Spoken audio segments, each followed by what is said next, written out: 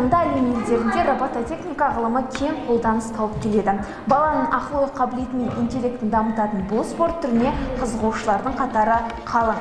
Құрметті көрермен, мына бір роботты жасап шығару үшін қанша уақыт қажет, оның қиындығы мен қызығы неде? Бүгін сіздермен бұл жайлы толығырақ мәліметтермен бөлісетін боламыз.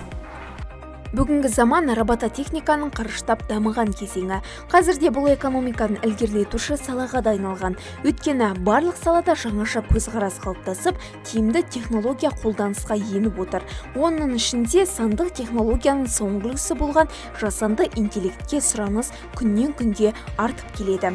Тіпті дамыған мемлекеттерде адам жасайтын жұмысты роботтардың атқарып жатқанына көзіміз үйренді. Әрине, бұл ғылыми техниканың қарыштап дамығандығының көрінісі. Біз балдарға робот құрастыруда, өзінің құрастырған роботына бағдарлама жазуды үйренеміз. Жалпы робототехниканың пайдасы бұл баланың техникалық қиялын арттырады және механизм жасап үйренеді.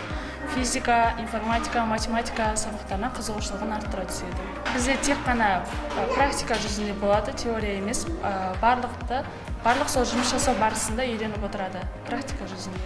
Робототехника саласының адам денсаулығына тигізер пайдасы көп. Ол ақыл ойды дамытып, шығармашылықты шыңдайды. Тренердің айтуынша, қызығушылық болса, кез келген істі ілгерілетіп кетуге болады. Осы жерде ол ардуиномен жасалынады. Ол үлкен жастағы балаларға жасалынады. Бізде негізі деңгей-деңгеймен, біріншісі робот-кидс, одан кейін робо-жуниор, одан кейін робо-спорт болады. Соларда робот-кидсті бітіргеннен кейін робо-спортқа ауысады, солар көтерілгеннен кейін өзінің деңгейінде жете алады.